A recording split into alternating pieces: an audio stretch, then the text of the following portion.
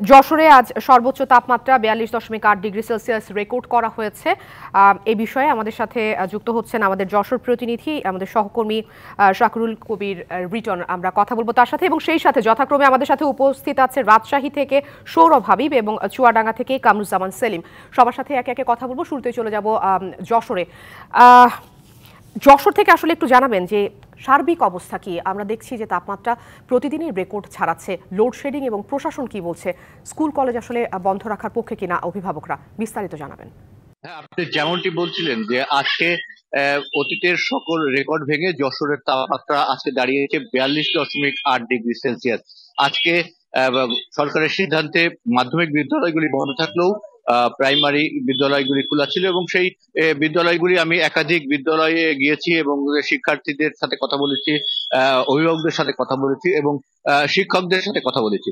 আর সকলেই বলেছে যে এই তীব্র তাপদাহের মধ্যে প্রাথমিক বিদ্যালয় খুলে রাখার কোনো কারণ থাকতে পারে না, কারণ আজকে বিদ্যালয়গুলিতে যেসব প্রাথমিক বিদ্যালয়গুলিতে শিক্ষার্থীর সংখ্যা 350-400, সেখানে 1 থেকে 150-র মধ্যে সকল স্কুলে উপস্থিতি, এবং বাচ্চারা এই কষ্টে এবং গরমে অব্যাহত লোডশেডিং এর মধ্যে বিদ্যালয়ে এসেও বিদ্যুৎ থাকছে না, ফ্যান চলছে না, ফলে এর মধ্যে তারা বেশ অসুস্থ হচ্ছে এবং কষ্টকর হয়ে যাচ্ছে তাদের পাঠ দান বা পাঠ গ্রহণ।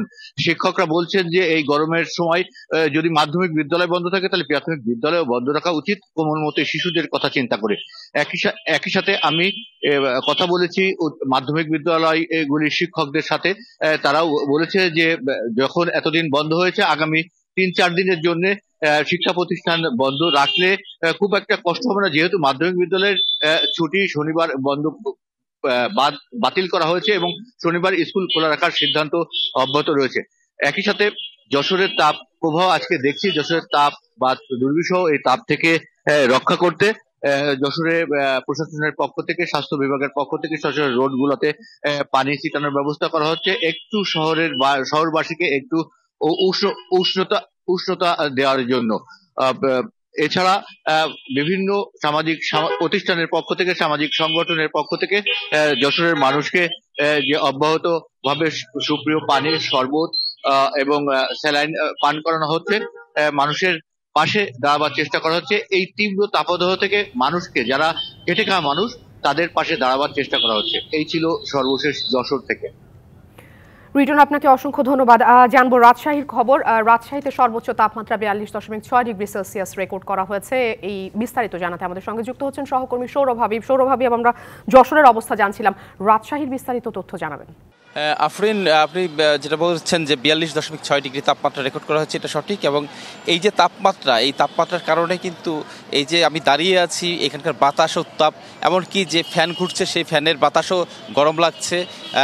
যে পানি বের হচ্ছে ট্যাপ দিয়ে, সেই পানিও কিন্তু উত্তাপ। সব কিছুতে উত্তপ্ত অবস্থা এবং কোনো কিছুতেই স্বস্তি নেই মানুষের, এবং তুমুল কষ্ট পাচ্ছে মানুষ, পশু পাখি, সব কিছু। এই যে এই তাপমাত্রার সাথে আর্দ্রতা কিন্তু একেবারেই কম, যে কারণে উত্তাপের অনুভব কিন্তু আরও বেশি। একেবারে ৪৪-৪৫ ডিগ্রির মতো তাপমাত্রার অনুভব হচ্ছে। রাস্তাঘাট একেবারে পিচ থেকে শুরু করে সব কিছু গরম হয়ে আছে। একটি জামা কাপড় রাখা থাকলে ঘরে, সেটিও কিন্তু গরম হয়ে যাচ্ছে, যেখানে মানুষের কিন্তু ভোগান্তি শেষ নেই। শিশু, বৃদ্ধ, তাদের কিন্তু আরও করুণ অবস্থা। এবং আজকে সকালে আমরা জানিয়েছিলাম যে স্কুলগুলোর কি অবস্থা, স্কুলে যে বাচ্চারা এসেছে তাদেরও দুর্ভোগ পথে হচ্ছে। আমরা এখন খেটে খাওয়া কিছু মানুষজন এখানে আছে, তাদের সাথে একটু কথা বলবো। এই যে রিক্সা চালক, একটু বলবেন যে কি ধরনের ভোগান্তি হচ্ছে? আসসালামু আলাইকুম। আমাদের রাজশাহীতে তাপমাত্রা ৪২ ডিগ্রি, আমাদের জনজীবন ব্যাঘাত ঘটছে, লোকজন বাড়ছে না, রাজশাহীর অবস্থা খুবই খারাপ এবং মানুষজন আসছে না। রাজশাহীতে যোগাযোগ বিচ্ছিন্ন হয়ে গেছে, মানে রোদে গরমে মানুষ একবারে অবস্থা খারাপ। এখন মানুষ বাঁচার পথ খুঁজে বেড়াচ্ছে, এটাই অবস্থা। চলাফেরা করতে কেমন ভোগান্তি হচ্ছে? আপনি তো বোধহয় যাত্রী।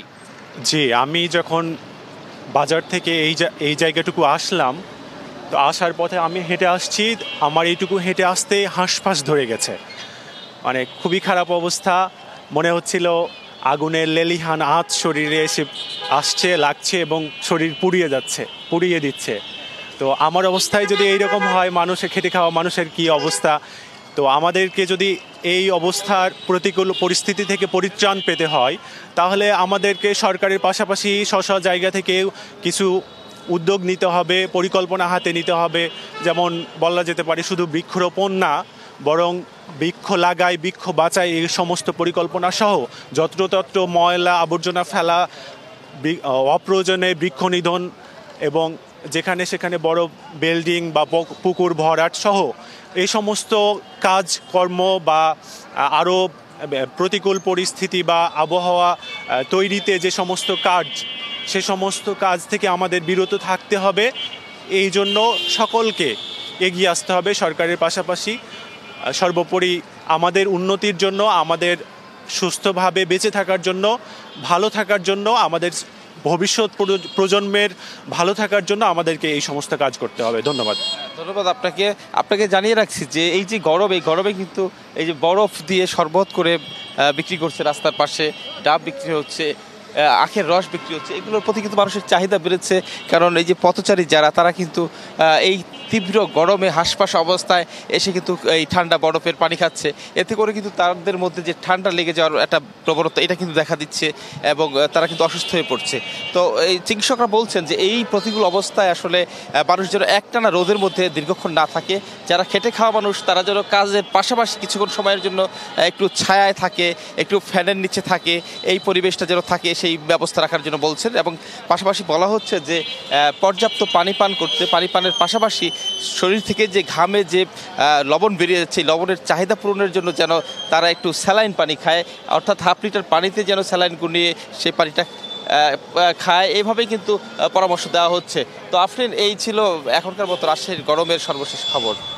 সৌরভ হাবিব, আপনাকে অসংখ্য ধন্যবাদ। এবং আপনি যেহেতু সংবাদ সংগ্রহে ব্যস্ত, আপনি নিজেও শরীরে পানি শূন্যতা যাতে না হয় সেই বিষয়টির দিকে নজর রাখবেন। চলে যাব চুয়াডাঙ্গায়। চুয়াডাঙ্গার মৌসুমের সর্বোচ্চ তাপমাত্রা 43 ডিগ্রি সেলসিয়াস রেকর্ড করা হয়েছে। এ নিয়ে বিস্তারিত জানাতে চুয়াডাঙ্গা থেকে আমাদের সঙ্গে যুক্ত হচ্ছেন সহকর্মী কামরুজ্জামান সেলিম। সেলিম, তাপপ্রবাহের ভয়াবহ রূপ এবার দেখছে চুয়াডাঙ্গাবাসী। একটু কি জানাবেন যে প্রশাসনের পক্ষ থেকে জনসচেতনতার জন্য কি ধরনের পদক্ষেপ নেওয়া হয়েছে, সেই সাথে হাসপাতাল, শিক্ষা প্রতিষ্ঠান এবং আপনি নিজেও যেহেতু সংবাদ সংগ্রহে ব্যস্ত, কি পরিস্থিতি আসলে যাচ্ছে আপনাদের উপর দিয়ে? আফরিন, আসলে দিনের শুরুতে এবং শেষ পর্যন্ত তাপমাত্রার যে পারদ, সময় যত গড়িয়েছে তাপমাত্রার পারদ কিন্তু তত উঁচুতে উঠেছে। তারই ধারাবাহিকতায় আজকে কিন্তু দেশের সর্বোচ্চ তাপমাত্রা, অর্থাৎ এই মৌসুমের সর্বোচ্চ তাপমাত্রা 43.0 ডিগ্রি সেলসিয়াস রেকর্ড করা হয়েছে। এর আগে কিন্তু 2014 সালের 21শে মে কিন্তু চুয়াডাঙ্গায় সর্বোচ্চ তাপমাত্রা রেকর্ড করা হয়েছিল 43.2 ডিগ্রি সেলসিয়াস। আর এই তাপমাত্রার কারণে কিন্তু সবচেয়ে বেশি কিন্তু ভোগান্তিতে রয়েছে সাধারণ মানুষ। তারা কিন্তু বাইরে বের হতে পারছে না, আর বাইরে বের হলে তাপমাত্রার যে তীব্র দাহ, সেটা কিন্তু একেবারে সহ্য করতে পারছে না।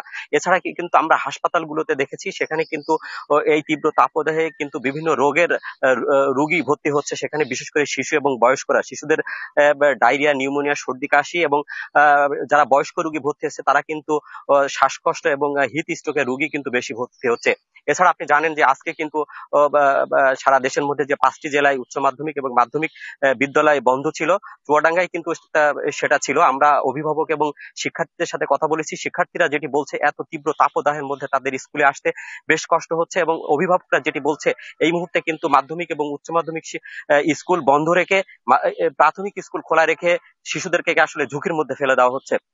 পাশাপাশি আমরা কিন্তু জেলা প্রশাসনের সাথে কথা বলেছি। জেলা প্রশাসন এই তীব্র তাপদাহে মুক্তি পেতে কিন্তু তারা বিভিন্ন ধরনের প্রচারণামূলক প্রচার করছে। এছাড়া কিন্তু আমরা দেখেছি ত্রাণ মন্ত্রণালয়ে একটি চিঠি প্রেরণ করা হয়েছে জেলা প্রশাসনের পক্ষ থেকে, সেখান থেকে শুকনো খাবার কিন্তু বরাদ্দ চেয়ে দেওয়া হয়েছে। এছাড়া কিন্তু আমরা আবহাওয়ার সাথে কথা বলেছি। আবহাওয়ার পক্ষ থেকে যেটি বলা হয়েছে, আগামী 2 থেকে 3 দিন তাপমাত্রা পরিবর্তনের কোনো সম্ভাবনা নেই এবং আগামী সপ্তাহের মাঝামাঝি সময় বৃষ্টির সম্ভাবনা রয়েছে। আফরিন। কামরুজ্জামান সেলিম, আপনাকে অসংখ্য ধন্যবাদ। আপনি নিজেও আসলে সংবাদ সংগ্রহের ক্ষেত্রে যাতে শরীরে পানি শূন্যতা হয়ে না যায় সেই বিষয়টির দিকে নজর রাখবেন আশা করছি।